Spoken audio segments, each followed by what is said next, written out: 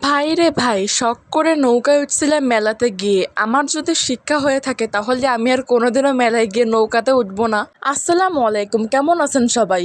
আশা করি সবাই ভালো আছেন। আমিও আলহামদুলিল্লাহ অনেক ভালো আছি। আজ অনেকদিন পর একটা ভ্লগ আপলোড দিচ্ছি। যাই হোক, অনেকদিন হয়ে গেছে যে আমাদের বাগেরহাট শহরে মেলা শুরু হয়েছে। আর মেলাটার নাম হলো বাগেরহাট শিল্প ও বাণিজ্য মেলা।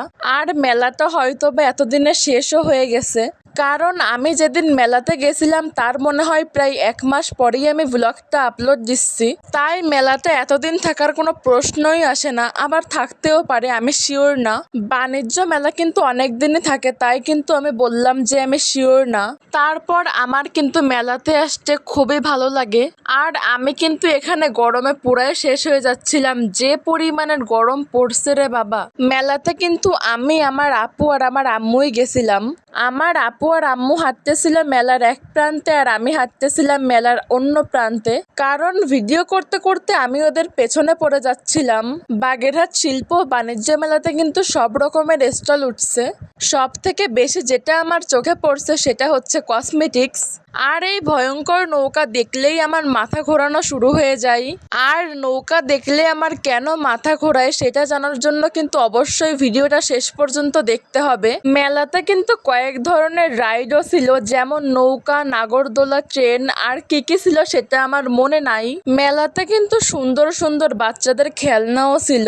আমি যখন ছোট ছিলাম তখন কিন্তু মেলাতে গেলেই আমার সর্বপ্রথম চোখ পড়তো হচ্ছে এই খেলনার দিকেই। এখন আর চোখ দিয়ে কোনো লাভ নাই, কারণ এখন আমি আর ছোট নাই।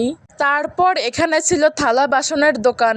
এখানে আমার আপু সামনের দিকে তাকিয়ে মনোযোগ সহকারে কি যেন একটা দেখতেছিল। আমি যে ওর সামনে ক্যামেরাটা ধরে আছি ওইটাও বুঝতে পারে নাই। সব থেকে মজার বিষয় হলো এটাই যে আমার আম্মুর মেলাতে গেলে থালা বাসন কেনা লাগবেই লাগবে। আমার তো মনে হয় যে এটা শুধু আমার আম্মুই না, সবার আম্মুই হয়তো এমন করে। বাসায় এত থালা বাসন থাকার পরেও যে আম্মুর কেন এত থালা বাসন কেনা লাগে আমি এটাই বুঝতে পারি না।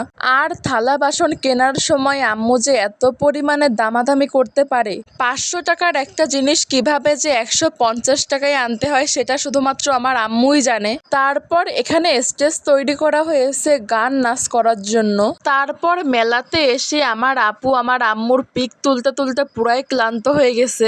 আর এখানে আমি গরমে পুরাই ক্লান্ত হয়ে গেছি। আর মেলাতে কিন্তু পানের দোকানও উঠছিল। মেলাতে যাওয়ার পর নৌকায় উঠে আমাদের সঙ্গে কি হয়েছিল সেটা জানার জন্য কিন্তু অবশ্যই ভ্লগ পার্ট 2 দেখতে হবে। আজকের ভ্লগটা আপনাদের কাছে কেমন লাগলো আমাকে কিন্তু কমেন্ট করে জানাতে একদমই ভুলবেন না। আজকে এই পর্যন্তই। সবাই সুস্থ থাকবেন, ভালো থাকবেন। আল্লাহ হাফেজ।